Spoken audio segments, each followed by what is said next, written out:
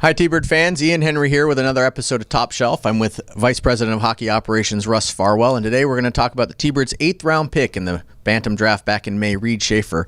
Russ, what's the scouting report on Reid? Well, he's a guy we think he brings a couple of things. He's a good skater. I think he's going to be a big-sized guy. And brings a little bit of grit to the table, and I think is going to be a harder guy to play against, and that's what we saw in him. I thought he played real well in the Alberta Cup, and he's got to smooth some things out, but there's lots of upside in his game, and he could be a real effective. He's going to be a big man. I think a guy that wins face-offs and plays well on his own end is always attractive, and that's the kind of thing I think he'll be able to do. At each Bantam Draft, we make anywhere from 8 to 10 selections on the space we have available. What's the process that you and Cal go through after the draft to reach out to the players to start the recruiting process? Yeah, most times, the Bill will. Either Bill or Cal will call the guys now going forward. Often it's the head scout that makes that first contact. He knows the parents. He's talked to them as we lead into it. So generally that's the first contact, reaching out to guys, and then Bill will be involved in it going forward. So it's just every team does it different. That's just the way we've done it.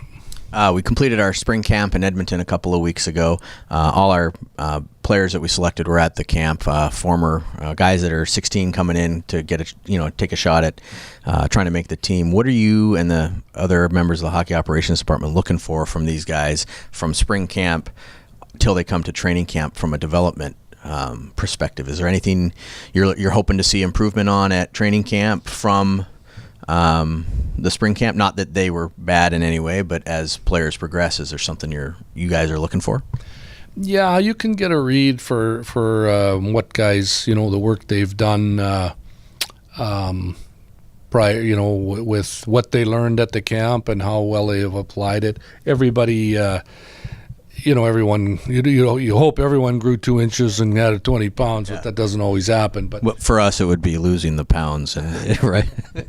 Yeah, exactly. But he's, it's just a matter of how serious they are and how they get into it. The guys, a lot of times, the first-year guys are seeing a lot of that stuff for the first time, and so they're just getting into that formalized workouts and everything. The guys that are coming at 16, 17 to make the team, they're putting an edge on it, and they're a little more polished. So, it happens very quick as they learn that. But I thought coaches did a great job this year through the spring camp, and it was really a comprehensive demonstration of everything we're trying to get guys to do. So it'll be interesting, but the good thing about having gone through all the testing is nobody's nervous or taken back. So we'll get a good read of where they're at, and everyone should have shown improvement. That's the biggest thing. I think we measured all that, and we've got a record of the camp. So how they do in the fitness testing will show what kind of summer they had.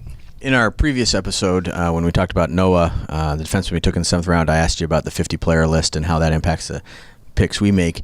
Do you and Cal and the other scouts watch the 50-player list of the other teams that are in the draft at that stage and know and get a little bit, maybe does it give a little insight on, okay, these guys don't have any picks left, or they, because their list is full? Is that, when you look at other teams, does that impact decisions that are made at the draft table?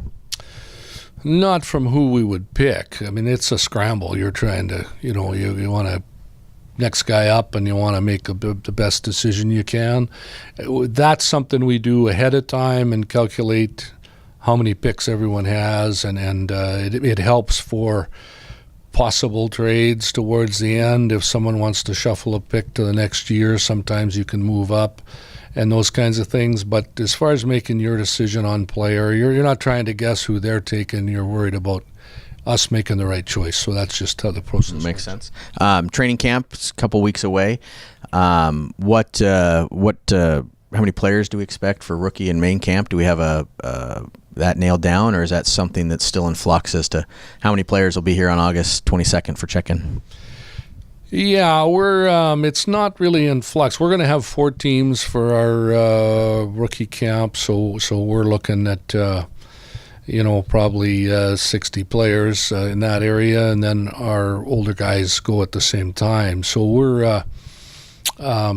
we're just kind of planning wise. This has been an odd summer with Bill having to jump the border at the right time and then get settled in and everything, and then fit in if he's got something specific. We pretty much in the past have left that first 2 days to the head scout, and he organizes and sets the teams because he knows the guys, and then Bill and the coaches will take over from there and get things going. So that's how generally I'm sure that's how we'll go this year, and then whether we adjust it or not, that's remains to be seen. Okay. Thank you, Russ.